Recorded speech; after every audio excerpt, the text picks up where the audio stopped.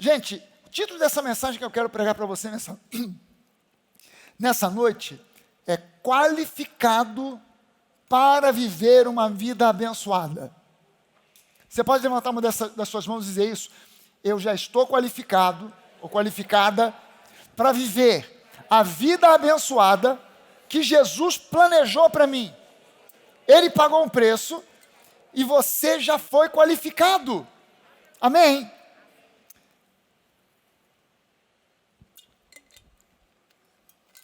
Eu puxei aqui um texto, não vou ler com você, mas para você ter uma ideia de como era complicado na lei a questão da purificação de pecados.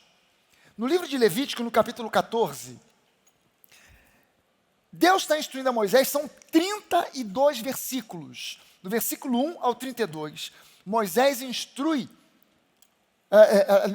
Deus instrui Moisés a respeito do ritual de purificação de um leproso. A lepra, no Antigo Testamento, ela tinha uma conotação simbólica relacionada com o pecado. Então, quando alguém ficava leproso, as pessoas logo associavam, olha, essa pessoa andou aprontando alguma coisa porque ela foi amaldiçoada com a lepra. Isso aí é sinal de que tem algum pecado pesado na vida dessa pessoa. E havia as gradações, porque qualquer doença de pele no Antigo Testamento era visto como lepra. E quando uma pessoa tinha uma doença de pele, simbolicamente isso já apontava para o pecado. Quando a Bíblia fala de lepra e cura da lepra, isso tem muito a ver com uma questão da libertação, da opressão do pecado, simbolicamente falando. E o livro de Levítico, no capítulo 14, o livro de Levítico foi um livro escrito para os levitas. O livro de Levítico é escrito para os levitas. São as instruções que Deus passa para os sacerdotes dos rituais que eles deveriam realizar, pelo pecado, pela culpa, purificação disso, purificação daquilo. E a descrição de todos aqueles rituais. É um livro difícil de ler, porque, na verdade, é um livro que fala sobre ritos, rituais de purificação, ofertas, sacrifícios de animais, etc. e tal.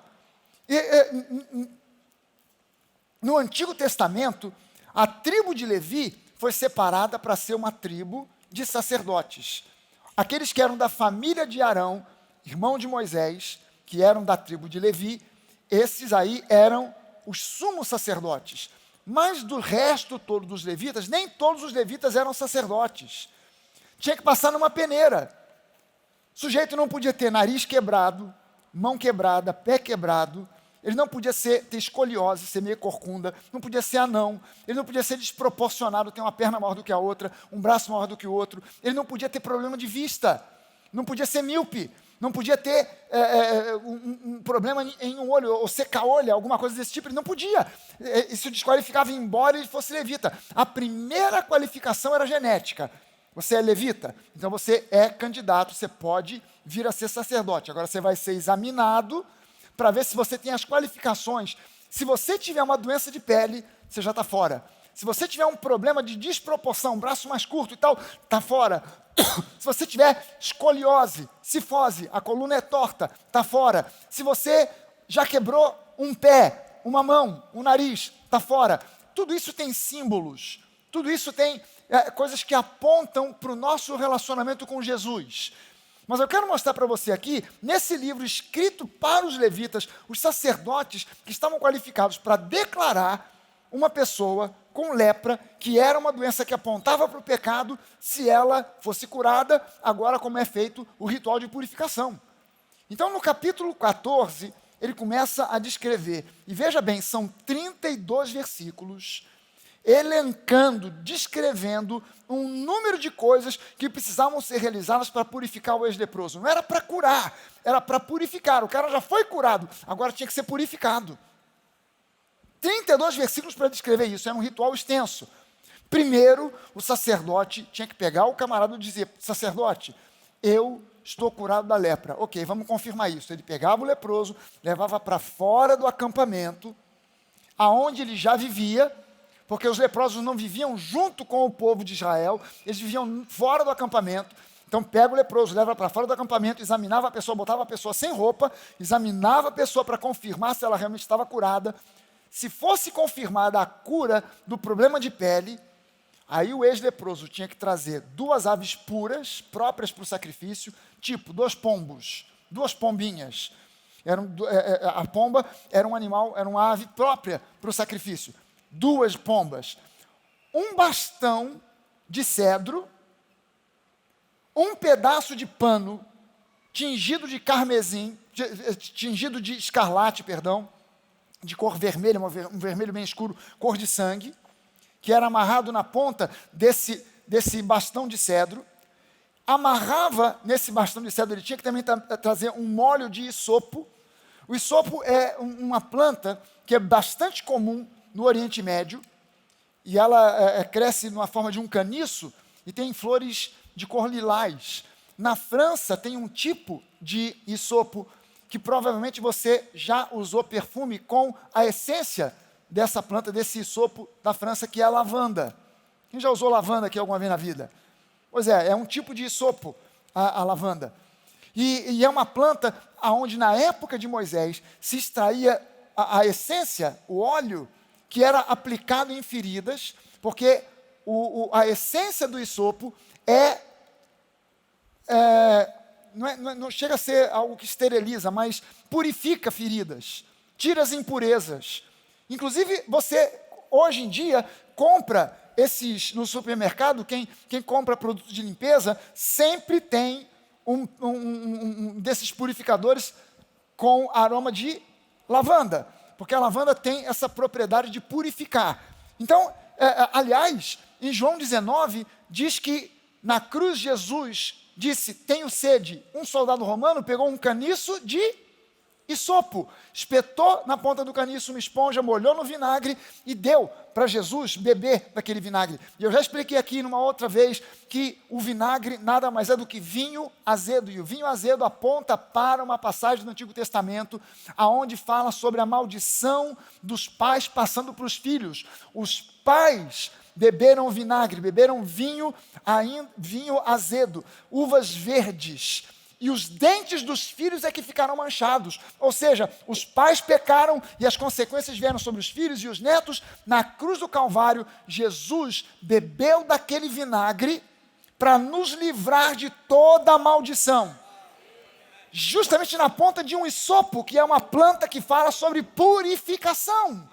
O soldado romano não conhecia nada sobre simbologia bíblica, mas ele pegou um caniço de sopa, espetou uma esponja, molhou no vinagre, que aponta para a maldição, e deu para Jesus. E Jesus, depois de beber aquele vinagre, ele clamou, está consumado.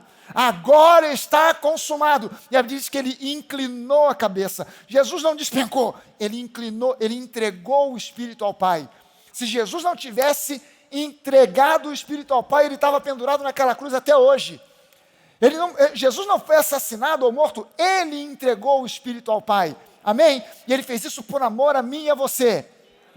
Aleluia! Amém! Deus é bom demais. Deus é bom demais. Então, olha só, o leproso tinha que trazer um bastão de cedro com um pano escarlate cor do sangue de Jesus e um molho de isopo, amarrar o molho de isopo nesse bastão de cedro. Aí o sacerdote pegava uma das aves, das 2 pombas, matava a pomba, em cima de uma bacia com água colhida num rio, ou água da chuva.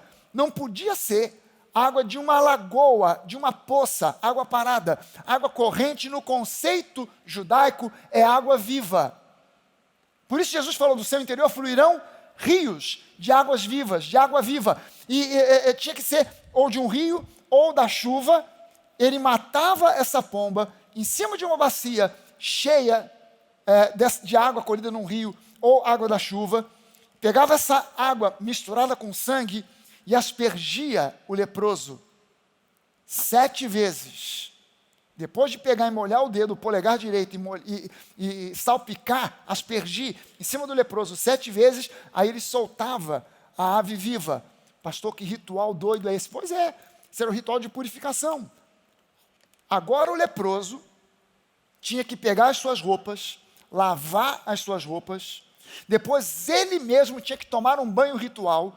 Na verdade, não era exatamente um banho, entrar debaixo de um chuveiro, era um mikveh. Um mikveh que é uma espécie de batismo, é o batismo de João. O batismo que João realizava, um batismo que os judeus já conheciam, era um mergulho ritual dentro de uma piscina com água viva, vinda de um rio ou da chuva.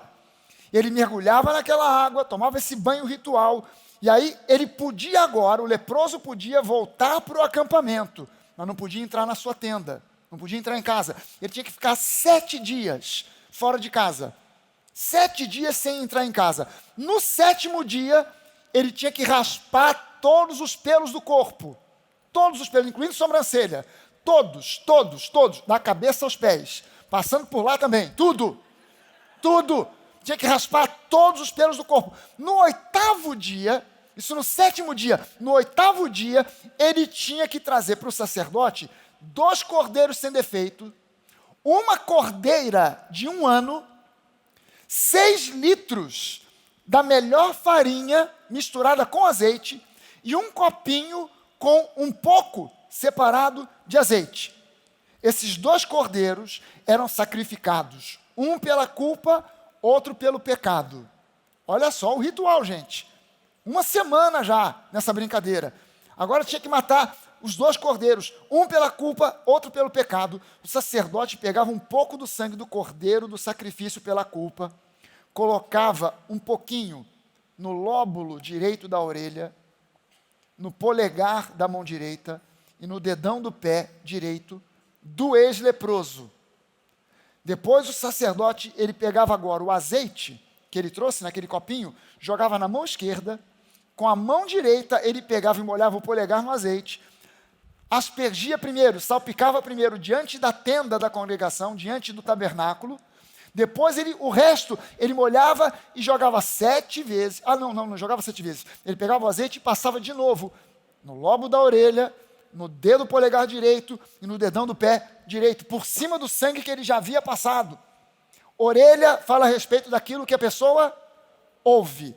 O dedo polegar é o dedo que fala sobre trabalho. O dedão do pé é o dedo que fala sobre a maneira como a gente vive, como a gente anda, coberto com sangue e também com óleo. Sangue, purificação de pecados. O óleo, a unção do Espírito Santo. Tudo isso tem uma simbologia imensa. E o ritual continuava. Eu nem descrevi tudo aqui, porque é um ritual extenso. Agora, presta atenção na dificuldade que era na lei para alguém ser purificado. E veja que em Cristo Jesus, nós somos declarados purificados de toda a lepra do pecado, de uma vez por todas, pelo único ato, por um ato único do sacrifício de Jesus em nosso favor na cruz do Calvário. Aleluia! Agora eu quero ler para você uma passagem de Colossenses, capítulo 1, o versículo 12. Colossenses 1, capítulo 1, versículo 12. Eu vou ler primeiro a versão da Nova Almeida atualizada, que por um acaso é essa Bíblia que eu costumo trazer para a igreja. Não é a Bíblia que eu mais uso em casa. Essa aqui é uma Bíblia mais legal assim para trazer para a igreja, que ela é mais, tem a capa mais molinha e tal. E foi presente, inclusive, da Sociedade Bíblica para mim. Fiquei muito grato. Ainda ganhei outra de capa de couro. Custa 300 conto a Bíblia. Os caras me deram. Aleluia. E aqui, em Colossenses 1, no versículo 12, diz assim: dando graças ao Pai que os capacitou a vocês a participar da herança dos santos na luz. Diga comigo assim: dando graças ao Pai.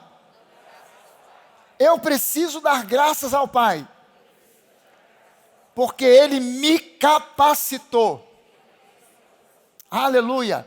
Para desfrutar da herança dos santos. Eu tenho uma herança, você tem uma herança. Você e eu, segundo o texto que nós estamos vendo aqui de Colossenses, nós fomos capacitados. Quem é que nos capacitou para desfrutar dessa herança? O nosso Pai Celestial. Amém? Eu vou ler esse mesmo trecho, agora numa outra versão, que é a NVI, a Nova Versão Internacional. Na Nova Versão Internacional diz assim: dando graças ao Pai, que nos tornou dignos. Dando graças ao Pai que nos tornou dignos de participar da herança dos santos no reino da luz. O Pai nos tornou dignos.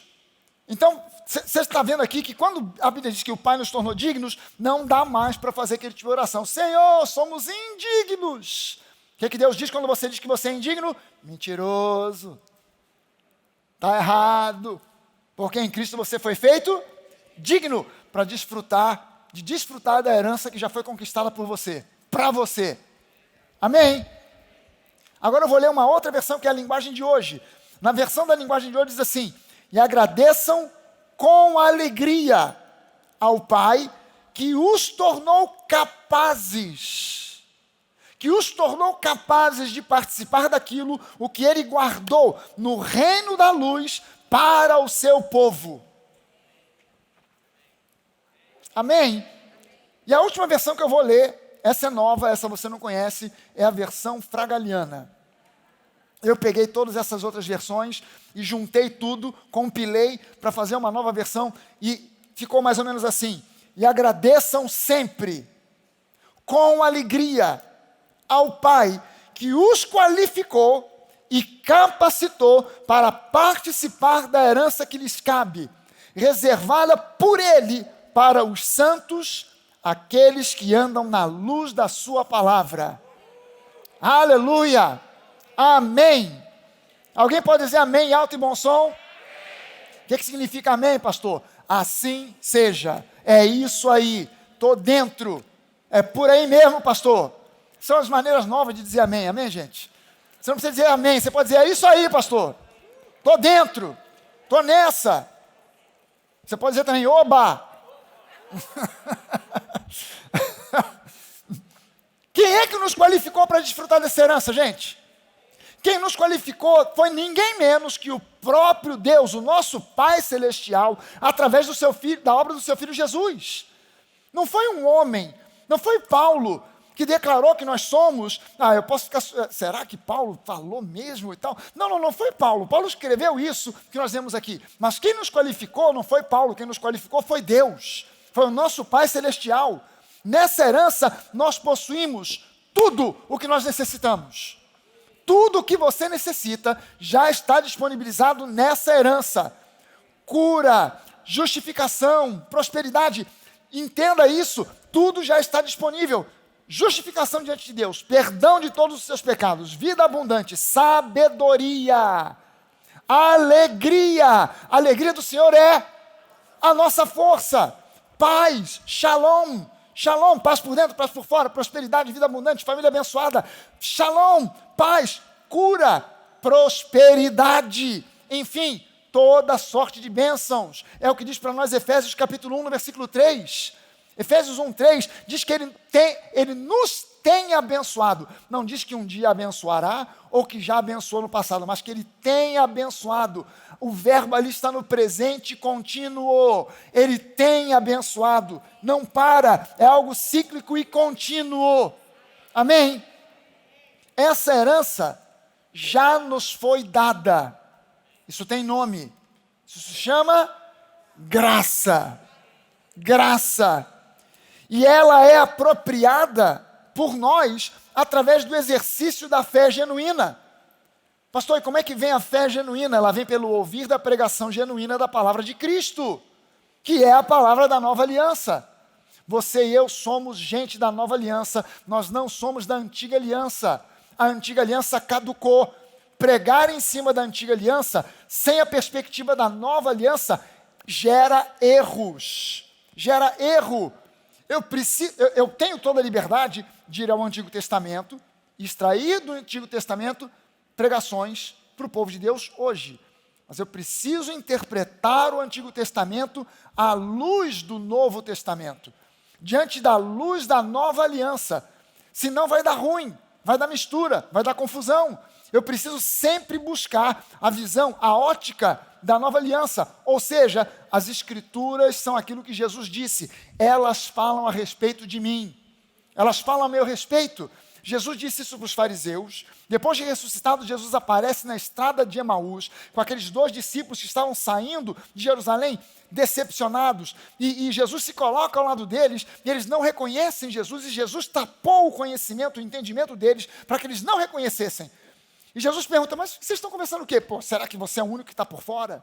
Não está sabendo o que aconteceu? Nós seguimos um mestre, um rabi, Jesus de Nazaré, e ele foi preso injustamente e tal. E aí a Bíblia diz que Jesus começou a explicar para os caras, começando com as escrituras lá de Gênesis, passando pelos profetas, explicando tudo para esses 2 caras, numa caminhada de 11 quilômetros. Ele foi de Jerusalém a Emaús explicando para os caras, olha, aquela passagem de Abraão significa aponta para o Messias, aquela passagem de Moisés, a travessia do Mar Vermelho, aquilo aponta para o Messias, toda aquela história daquelas guerras, Davi com Golias, e aponta para o Messias, foi explicando. Tu imagina que aula, você e eu perdemos essa.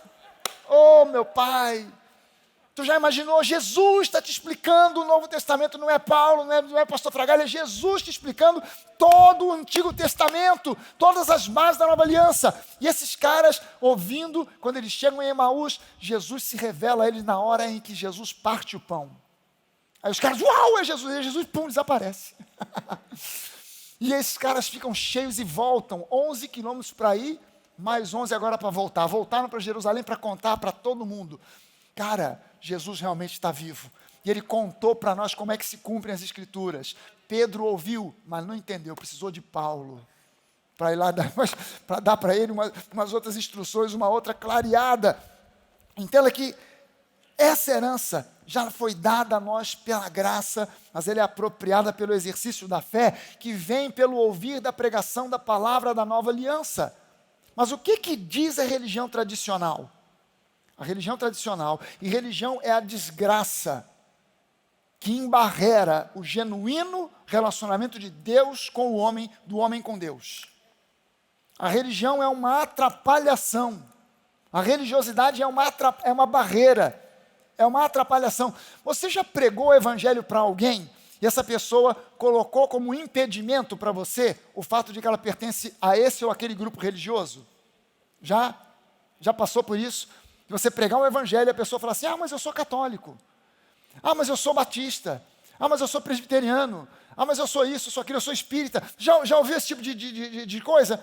Religião é uma praga, é uma desgraça inventada pelo homem e cria uma barreira danada.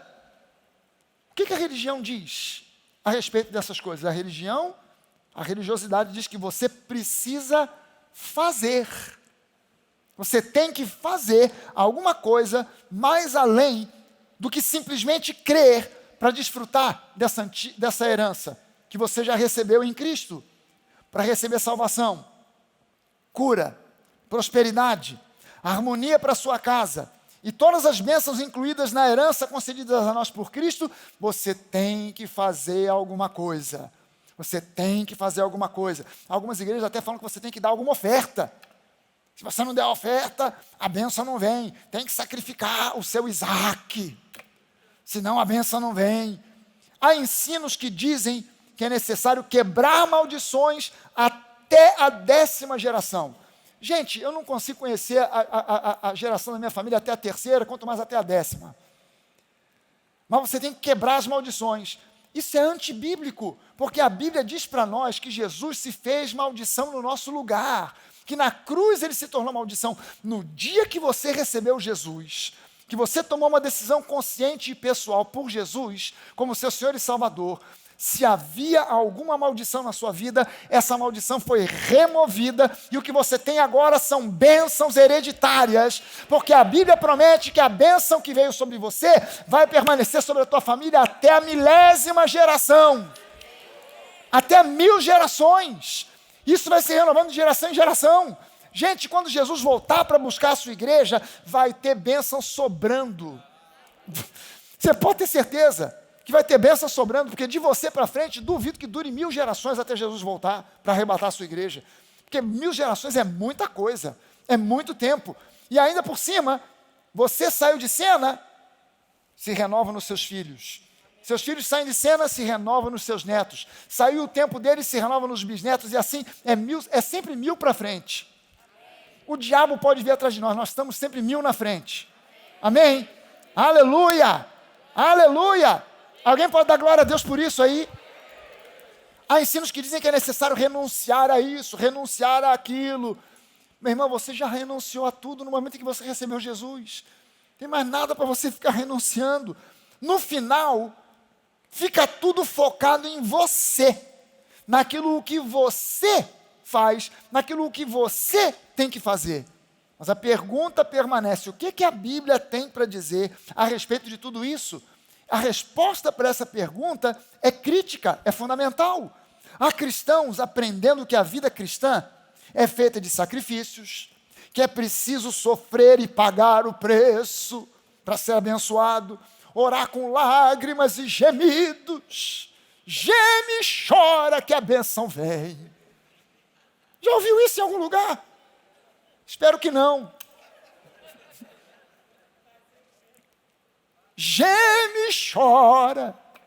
Porque aí é que a bênção vem. Você faz uma força para chorar. Vai sair uma lágrima. Que é para ver se você conquista a bênção. Que tem que pagar o preço. Você tem que ler a Bíblia de Gênesis a Apocalipse todo ano. Pastor, como é que eu faço? Esse ano já passou, estamos no mês de outubro. E eu ainda estou no livro de Malaquias. Acho que não vai dar tempo, pastor, para fechar o calendário. Aleluia. Tudo isso e muito mais, gente, para garantir que assim você vai agradar a Deus e somente então você estará qualificado para desfrutar das bênçãos da sua herança em Cristo. Parece que se esquecem com isso tudo que Ele já nos qualificou para desfrutar dessa herança maravilhosa. Nós já fomos qualificados em Cristo. Essa noite é uma noite em que nós precisamos e vamos quebrar um monte de paradigmas aqui, porque há entre nós pessoas que já frequentam a Nova há algum tempo, mas que ainda não estão desfrutando daquilo tudo que Deus planejou e conquistou para você. Essa é uma noite para a gente quebrar certos paradigmas e você mergulhar de cabeça na graça. Quando a gente fala isso, teve um casal aqui que falou comigo algumas semanas atrás que estava visitando igrejas para saber onde ficar. Tomou a decisão de ficar aqui. Mas na semana anterior tinha ido numa outra igreja. Aí comentaram com o pastor: não, nós estamos procurando e tal. Nós ouvimos inclusive alguns vídeos do pastor Fragale. O pastor falou assim: o Fragale prega um evangelho fragaliano.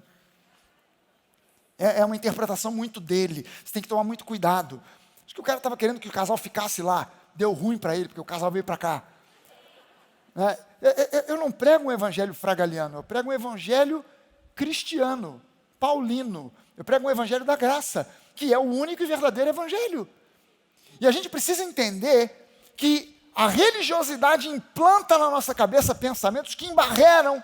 E você vai ver o quanto a Bíblia fala aqui sobre a questão da mente, de renovar a mente, o seu entendimento, o espírito do seu entendimento, aonde são criadas essas barreiras. Não é no seu espírito você é livre, mas na sua mente muitas vezes são criadas barreiras pela religiosidade. Pastor, mas qual é a nossa parte nessa história? A gente não tem que fazer nada? Não, tem que fazer. Tem uma parte para nós. São 4 coisas. Você pode levantar sua mão e fazer um 4 aqui para mim? 4 coisas. Não desfaz não, vai desfazendo junto comigo, ok? Vamos lá. Primeira coisa. Qual é a primeira coisa que eu tenho que fazer? Primeira coisa, eu preciso crer. É a primeira coisa, já sobrou 3. Primeira coisa que eu preciso fazer, se eu quiser desfrutar da herança que eu tenho em Cristo, eu preciso crer. Esse é o primeiro passo. O segundo passo que eu preciso dar, eu preciso tomar conhecimento daquilo que já me foi concedido gratuitamente. Pastor, ficou muito comprido para anotar e para gravar. Como é que é? Não, vou simplificar. Saia da ignorância. Saia da ignorância. Em primeiro lugar, creia. Em segundo lugar, saia da ignorância. Tome conhecimento daquilo que já foi conquistado para você na cruz do Calvário, das promessas que são feitas para você. Em terceiro lugar, dê graças a Deus constantemente. Aprenda a substituir o gemido, a reclamação, a murmuração por ações de graças. Amém? E em quarto lugar, a quarta coisa que você precisa fazer agora é desfrutar da herança pelo uso da fé. Pela fé. A fé é uma convicção, é uma certeza de coisas que ainda nem são vistas. Então eu ainda não tenho, mas já tenho. Ih, pastor, agora deu nó. Olha o mistério. Eu não tenho, mas já tenho. Diga comigo, eu não tenho, mas já tenho. Mas eu já tenho. Embora ainda não tenha. Mas mesmo não tendo, eu já tenho. E já tenho porque Jesus já me deu. Ainda não está aqui, mas já está. Ninguém está vendo, mas eu estou vendo. Ficou doido? Fiquei. A Bíblia diz que em Cristo nós somos loucos. Faça essa confissão de fé. Faça essa confissão de fé e eu vou convidar você para fazer ela junto comigo agora. Levante uma das suas mãos e faça essa confissão de fé comigo, que é ao mesmo tempo uma oração. Diga comigo assim: Senhor, eu te dou graças, porque você me qualificou para andar na luz da salvação, em prosperidade, curado, com a minha família acumulada por todas as tuas bênçãos. Aleluia! Aleluia! Uou! Amém! E bote no seu coração, ao contrário do que a religiosidade diz, a confissão de fé funciona. A fé funciona. E a fé é veiculada, ela vem pelo ouvir, mas ela vai pela nossa confissão de fé. Jogue fora hoje. Chegue em casa e jogue fora. Já chegue cantando aquele corinho. Joga fora no lixo. Joga fora no lixo. Joga fora no lixo. Joga fora no lixo. Joga fora no lixo. Joga fora no lixo. Me empolguei, agora me empolguei. Não, calma. Jogue fora hoje todo ensino que diz que você precisa realizar obras para se qualificar e poder desfrutar da sua herança entre os santos. Joga fora. Lembre-se que a Bíblia diz que nós já estamos qualificados e quem nos qualificou foi o nosso Pai Celeste. Não foi um homem, não foi um anjo, não foi ninguém, foi o nosso próprio Pai Celeste. Lembre-se que crenças erradas produzem resultados errados. Crenças erradas produzem resultados errados. O nosso Deus não é Deus de confusão. Nosso Deus não é Deus de confusão. Faça, em especial você que está assistindo aqui o nosso encontro pela internet, que talvez não seja membro da Nova, que está procurando, que está pesquisando, que está pela primeira vez assistindo, ouvindo a pregação da palavra da graça e da fé, faça uma comparação entre os conceitos da graça, os conceitos da fé, aquilo que eu tenho pregado. Você no YouTube vai encontrar uma lista imensa de pregações minhas, estão lá disponíveis gratuitamente para você. Entre, ouça, compara aquilo que diz a graça, aquilo que diz a palavra da fé e aquilo que outros dizem.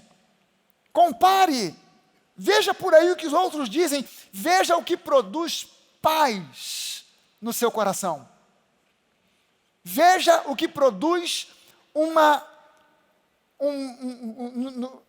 a palavra está me faltando aqui agora. No inglês o pessoal diz é um prompt, é uma impressão forte no seu coração. Uma convicção no seu coração a respeito do Espírito Santo, da direção do Espírito Santo. E aí nós vamos saber o que realmente tem vindo do coração do Pai. Lembre-se que crenças corretas sempre produzem resultados abençoados. Crenças corretas sempre produzem resultados abençoados. Veja bem o seguinte: onde existem conflitos, dúvidas, derrotas, é porque ainda existem crenças erradas. Aonde existem dúvidas, derrotas, conflitos, é porque ainda existem crenças erradas. Muitas vezes essas crenças erradas estão misturadas com crenças corretas. Mas você precisa jogar no lixo as crenças erradas e reter o que é bom, se livrando do que não presta. Crenças que precisam ser eliminadas e substituídas por crenças puramente corretas. Isso tem um nome bíblico. Jogar fora crenças erradas, substituir por crenças corretas, tem um nome na Bíblia. No grego do Novo Testamento se chama metanoia. As pessoas associam metanoia somente com arrependimento de pecados cometidos. Mas metanoia é uma mudança de mente, antes de mais nada, é uma mudança de mente onde eu jogo fora crenças erradas e abraço crenças corretas. Metanoia, jogar fora crenças erradas, absorver crenças corretas, jogar fora o que não presta, reter o que é bom. Ouça bem o seguinte, a grande barreira que havia para você ser abençoado, para você ser abençoada, foi inteiramente removida por Jesus na cruz do Calvário. Havia uma barreira. Você sabe que eu quando leio na Bíblia, essa diferenciação entre graça e lei, e eu vejo que a Bíblia diz para nós que Jesus cravou na cruz do Calvário o escrito de dívida que era contra mim, que era contra você. Jesus cravou na cruz o escrito de dívida que era contra mim e contra você, que era contra nós. Eu imaginava, há anos atrás, que esse escrito de dívida era uma lista dos meus pecados, mas o escrito de dívida, Paulo cita, dizendo que era um escrito de dívida que constava de ordenanças. Ao que Paulo está se referindo? A lei. A lei. Que tem 10 mandamentos como espinha dorsal, mas que não se compõe de 10 mandamentos, mas de 613 mandamentos, fora outras tradições geradas em cima desses 613 mandamentos, o que torna a vida debaixo da lei um tormento. E o que é pior, igrejas que tentam judaizar o seu povo, trazendo de volta a lei, ficam num limbo, porque são igrejas onde o pessoal já nem é cristão, mas também não consegue ser judeu. Fica numa espécie de zona cinza. E isso é terrível, porque as pessoas pensam que basta usar kippah, um talit, tocar shofar dentro da igreja, aquele berrante. Quando vai começar? Pelo amor de Deus, larga esse instrumento, deixa isso lá para o Mato Grosso, para os boiadeiros, mas não traz um treco desse para dentro da igreja. Pelo amor de Deus, porque você não fica nem judeu e nem cristão, você fica no meio do caminho. E o que é pior, você botou kippah, talit, está tentando cumprir a lei e nem conhece exatamente o que é a lei. Então você fica capenga, você fica um judeu pela metade, nem pela metade, fica um cristão pela metade, que não dá um cristão inteiro isso. E é preciso que a gente entenda que Jesus cravou na cruz do Calvário o escrito de dívida. A lei gera em você dívida. Gera em você dívida. E é preciso que a gente entenda que Jesus cravou na cruz do Calvário e você hoje não está mais em dívida. Com ninguém. Com ninguém. O apóstolo Paulo chega a dizer o seguinte: não fiquem devendo nada a ninguém a não ser o amor. Porque a tua dívida já foi paga. A lei já foi cravada na cruz. A barreira do pecado já foi derrubada. Hoje nós temos acesso livre. Hoje em Cristo você é um filho, é co-herdeiro com Cristo, grandemente abençoado, altamente favorecido, profundamente amado. Essa é a tua nova condição em Cristo. O grande problema hoje não é o pecado. O grande problema da igreja hoje não é o pecado. O grande problema da igreja hoje são dois: ignorância e incredulidade. A ignorância produz incredulidade, e a incredulidade se baseia na ignorância. Entenda bem que eu uso o termo ignorância não de um modo pejorativo, mas no sentido de que alguém que ignora o que Deus tem a dizer na nova aliança para os seus filhos. Você hoje é um filho, não é um servo, você é servo por opção, mas por condição, você hoje é um filho nascido de novo. Amém? Há cristãos demais falando, exaltando, dando grande valor ao diabo, ao inferno, e poucos sabem sobre o céu, sobre quem é o Pai, quem é Jesus, quem é o Espírito Santo.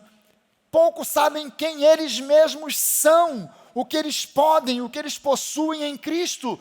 Isso é uma tragédia, porque é a ignorância que gera incredulidade. E isso é fonte de erro. Isso causa medo, dá margem para manipulação. Você já ouviu essa frase? Cuidado para não dar brecha. Já ouviu isso? Os crentes andam por aí com medo dessa tal de brecha. Porque eu ouço tudo quanto é crente falando, cuidado com a brecha. Olha, não deu, e o fulano? Fulano deu brecha.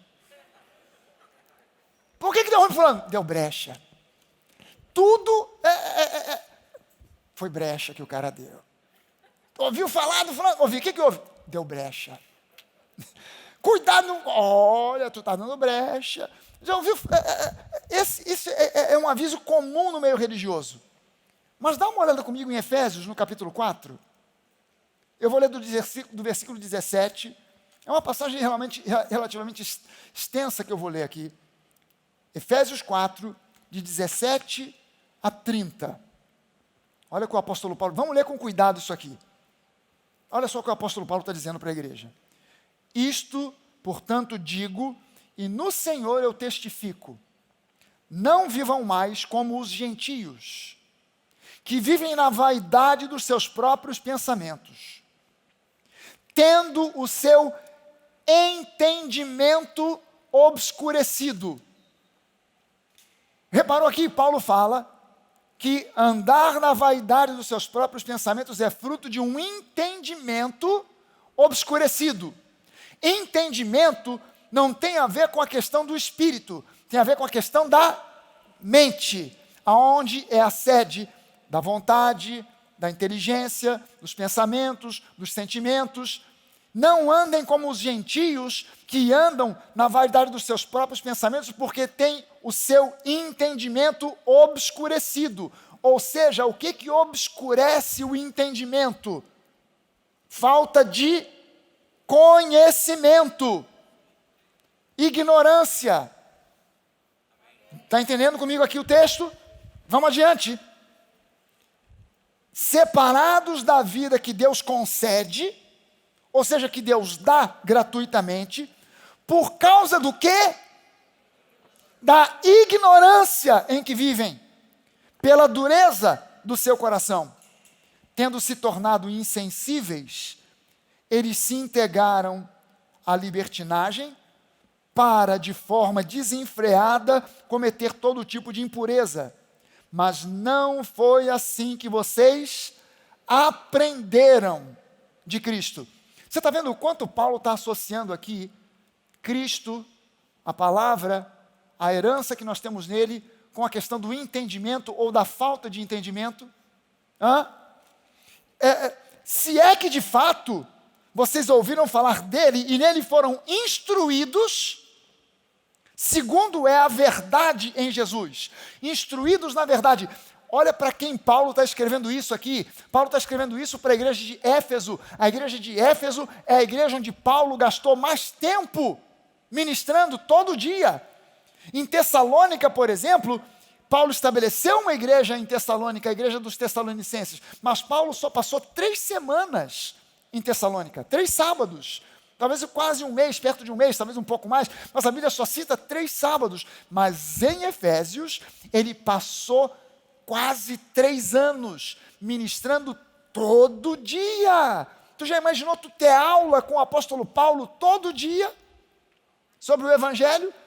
Olha só, cara, sujeito, cara, eu sou um dos discípulos de Emaús, Jesus me ensinou, depois eu passei mais 3 anos com o apóstolo Paulo, ouvindo todo dia. Gente, eu não me conformo quando eu chegar no céu, o primeiro lugar que eu vou procurar é o SAC. Sabe o SAC? Serviço de atendimento ao cliente. Vou perguntar por que naquela época não tinha CD, não tinha DVD, não tinha pendrive, para gravar as coisas que Jesus disse, para gravar o que Paulo falou. Porque faz uma falta danada, porque a gente tem entendido na nova o que é a graça, mas tem muita gente por aí que não entende, precisava ter um pendrive de Paulo falando na orelha do sujeito. Eu também não ia adiantar, porque ia falar em grego, né? Aí ia dar um ruim danado. Se é que vocês ouviram, Paulo está falando isso para uma igreja que recebeu ministração dele durante quase 3 anos. Se é que vocês foram instruídos segundo a verdade, não segundo a religiosidade, não segundo opiniões ou interpretações tortas e toscas da palavra, não segundo interpretações baseadas na antiga aliança, mas segundo a verdade em Jesus, segundo a verdade em Cristo. A verdade é um absoluto. A verdade não é relativa. Hoje em dia a gente está acostumado a ouvir isso. Não, você tem a sua verdade, eu tenho a minha, cada um tem a sua. Não, isso não existe. A verdade não é relativa, a verdade é um absoluto. Quando eu digo, por exemplo, o pastor Fragale é lindo, isso é uma verdade, é um absoluto. Não tem uma coisa assim, não, eu acho que é, eu acho que não é. Não, é um absoluto, uma referência. Está lá, acabou, fechou.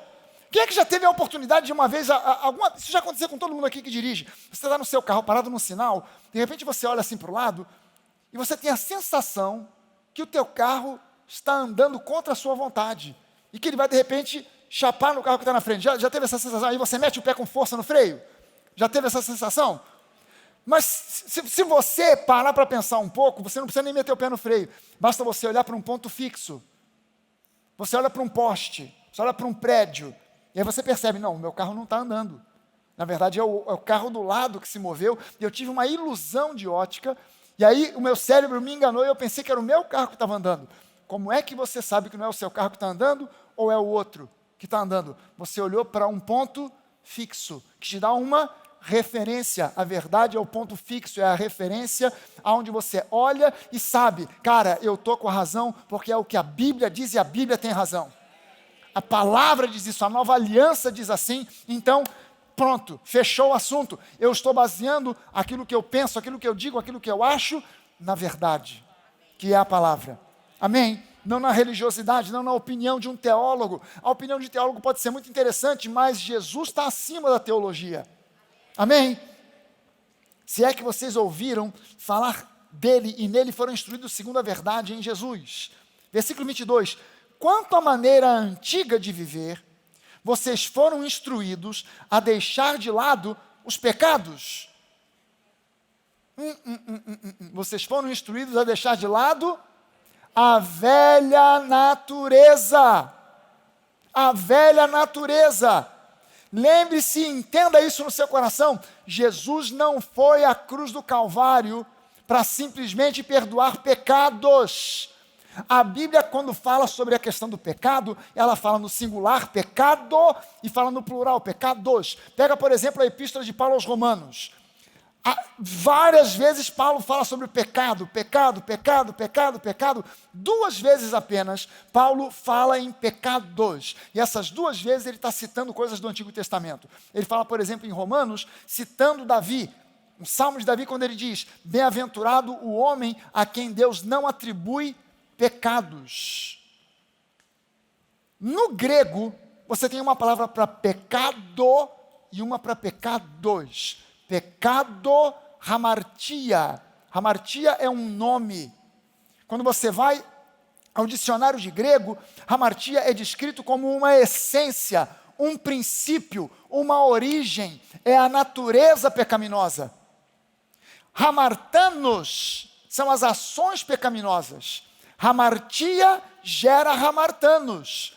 Jesus não foi à cruz para simplesmente resolver pecados, ele foi na raiz. Jesus não foi nos frutos, ele foi na raiz. Ele destruiu a natureza pecaminosa, o corpo do pecado. Amém? E nos deu uma nova natureza. Ele não nos deu boas obras. A natureza pecaminosa produz as obras da carne, mas a natureza do próprio Deus produz o fruto do Espírito. Amém? Foi isso que Jesus foi fazer na cruz do Calvário. O perdão dos pecados veio de carona, veio na carona, claro. Matei a raiz, acabaram os frutos. Alô? Se eu eliminei a raiz, os frutos deixam de ser produzidos. Amém? Isso foi o que Jesus foi fazer. O que ele diz aqui, vocês foram instruídos a deixar de lado, não simplesmente os pecados, mas a velha natureza, que se corrompe segundo os desejos enganosos, a se deixar renovar no espírito do seu entendimento, do entendimento de vocês. Renovar a mente. Vocês foram instruídos nisso, a renovar a mente e a se revestir da nova natureza criada segundo Deus, em justiça e retidão procedentes da verdade. E a tua palavra, Pai, é a verdade. A tua palavra é a verdade. Por isso, uma vez que a velha natureza foi removida, e você está renovando a sua mente, o seu entendimento na palavra, deixando a mentira, cada um fale a verdade com o seu próximo, porque nós somos membros do mesmo corpo. Fiquem irados e não pequem. Não deixem que o sol se ponha sobre a ira de vocês. E aí no versículo 27, é só uma frase no versículo 27. Nem deem lugar ao diabo. É aqui que o pessoal vem com essa história de brecha. Não dá brecha, não dê lugar ao diabo. Aí ele fala no versículo 28, aquele que roubava, não roube mais. Pelo contrário, trabalhe fazendo com as próprias mãos o que é bom, para que tenha o que repartir com o necessitado. Não saia da boca de vocês nenhuma palavra suja, mas unicamente a que for boa para edificação, conforme a necessidade, e assim transmita graça aos que ouvem. E não entristeçam o Espírito Santo de Deus, no qual vocês foram selados. No qual vocês foram selados. Cara, presta atenção. Vocês foram selados para o dia da redenção. Vocês não foram selados até a semana que vem, até a próxima pisada na bola, até o próximo erro. Não, vocês foram selados para a segunda vinda de Jesus, para o arrebatamento da igreja. Selado significa que o Espírito Santo veio, ele removeu a velha natureza, o Espírito Santo entrou, não ficou demônio, não ficou rabicho, não ficou nada. Foi selado. Selado significa quem entrou está dentro, quem está fora não entra. Você não tem no seu corpo um compartilhamento do Espírito Santo com os demônios. Mas tem crente que não pode ver um outro pisar na bola que joga. Isso aí é demônio. O Espírito Santo não compartilha espaço com demônios. Ao invés de dizer isso aí é demônio, deveria dizer isso aí é ignorância. É falta de conhecimento. Ele não sabe quem ele é em Cristo. Ele não sabe o poder de Cristo, ele não sabe a dimensão da herança que ele tem. Não é demônio. Entenda o seguinte, a Bíblia diz o seguinte, aquele que está em Cristo, o maligno não o toca. Então presta atenção, isso não estava nos meus bolsos aqui, eu vou dar para você de bônus, isso vai de bônus hoje. Existe uma fronteira entre você e os demônios, entre você e o diabo. Há uma fronteira, uma linha, 360, onde ele não pode ultrapassar. Você não vê essa linha, mas os demônios veem. O diabo vê. O que ele faz todo dia? Ele quer testar para saber aonde está essa linha. Ele não pode te esganar. Então ele não pode te alcançar, ele não pode te tocar. O que ele faz?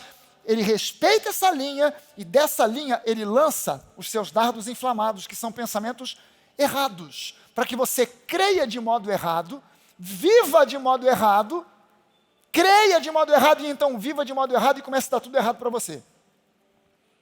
Ele faz um teste, porque ele não pode chegar, ele não tem como te alcançar. Quem é que assistiu às Olimpíadas de Tóquio aqui?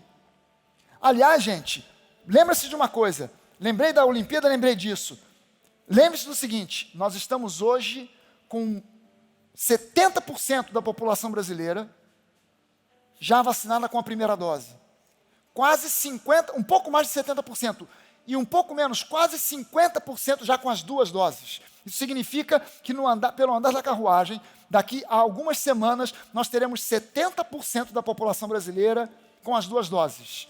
70% é o número em que se considera que foi atingida a imunidade de rebanho, que tanto todo mundo falou e sonha em acontecer. Dali para frente, se alguém resolver não se vacinar, aí já deu bom para nós que nos vacinamos. Já não vai ter problema nenhum. Hoje, em Mato Grosso do Sul, onde o bicho pegou, foi um dos lugares onde houve mais mortes, onde não havia vaga em CTI, estão desativando já leitos de UTI para apenas ficar aqueles leitos comuns de UTI que acontecem todo dia para infartados, para quem teve AVC, sofreu algum tipo de acidente de automóvel ou algum outro tipo de acidente qualquer que precise de CTI, mas os leitos já estão sendo desativados.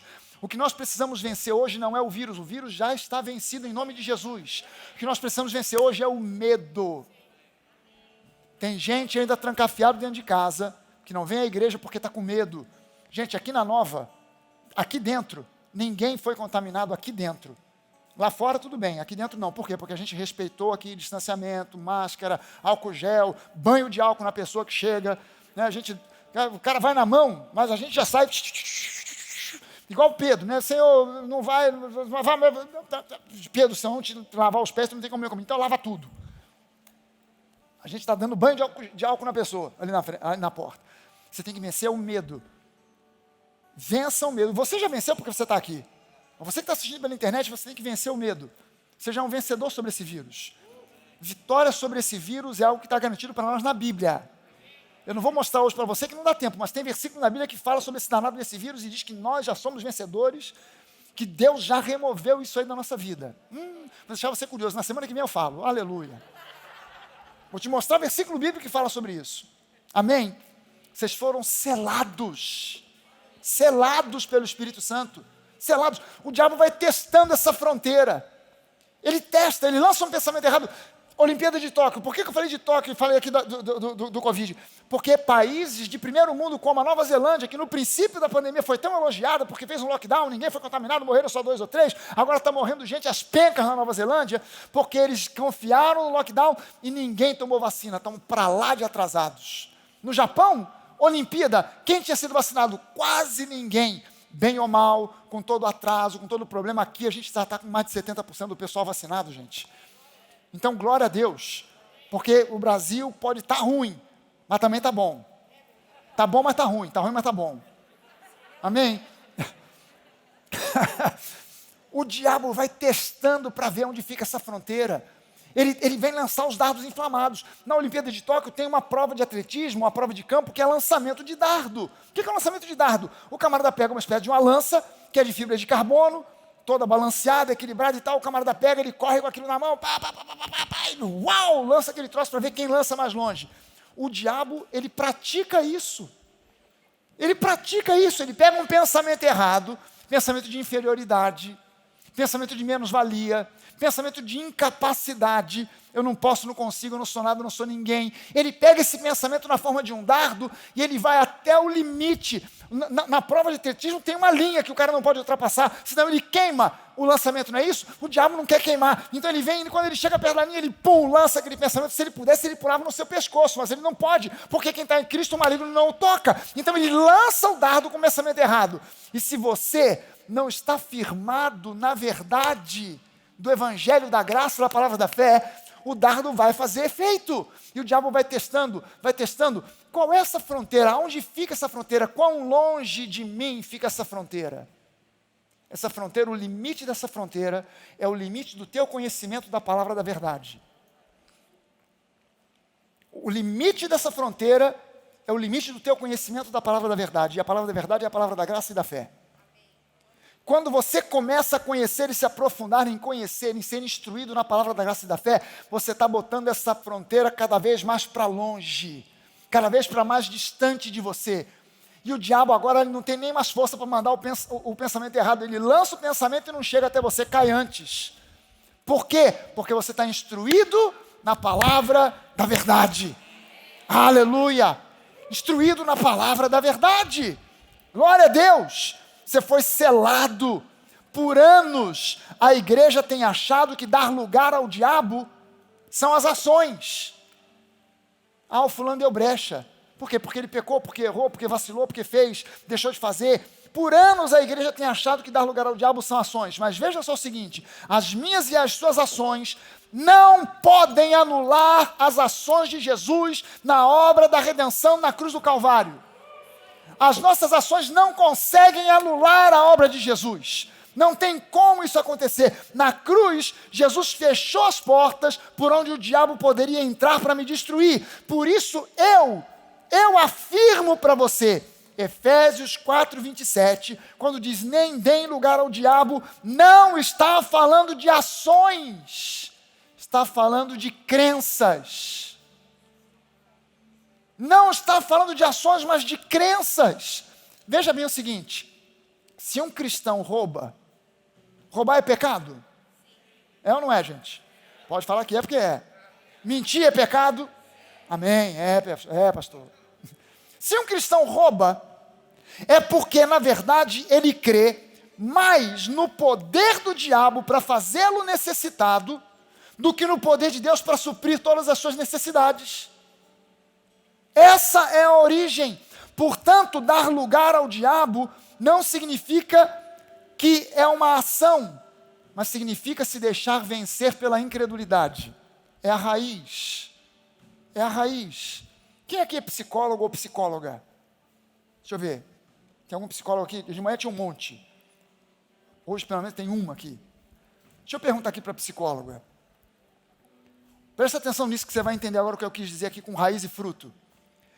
Se você está atendendo uma pessoa, paciente seu, que tem um comportamento agressivo, ele quer solução para o pensamento, a família, alguém quer solução para o pensamento, para o comportamento agressivo. O que você procura encontrar? É o comportamento agressivo ou a origem do pensamento agressivo, do comportamento agressivo? Deixa eu perguntar para a psicóloga. Pode tirar a máscara um instantinho para me responder. É você mesmo, não foi você que levantou a mão? Foi não? Eu vi uma mão levantada aqui. Foi você? Ok, então me responda. O que o psicólogo vai procurar? O comportamento ou a origem do comportamento para tentar dar uma ajuda para o cliente, para o paciente? A causa. Pode ser um trauma de infância, pode ser o pai, pode ser a mãe, pode ser um abuso, pode ser um monte de coisa, né? Mas essa é a origem. Eu não quero tratar, olha, seja bem comportado, não seja agressivo, não é isso? Você não adianta ficar para a pessoa, olha, você está muito agressivo, cara. Você tem que melhorar. Não adianta ficar dando bronca. A causa, não, o que está aparente é o comportamento, mas a causa não está aparente. Aleluia, esse é de Deus, esse cara é de Deus.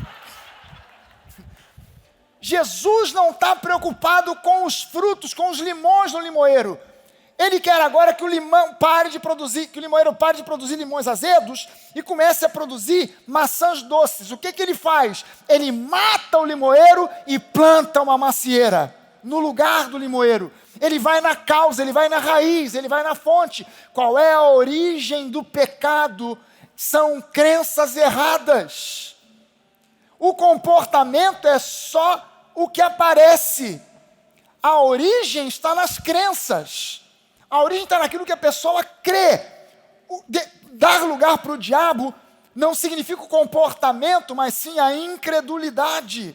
Entenda, crenças são a raiz. As ações são apenas o fruto. Crenças são a raiz.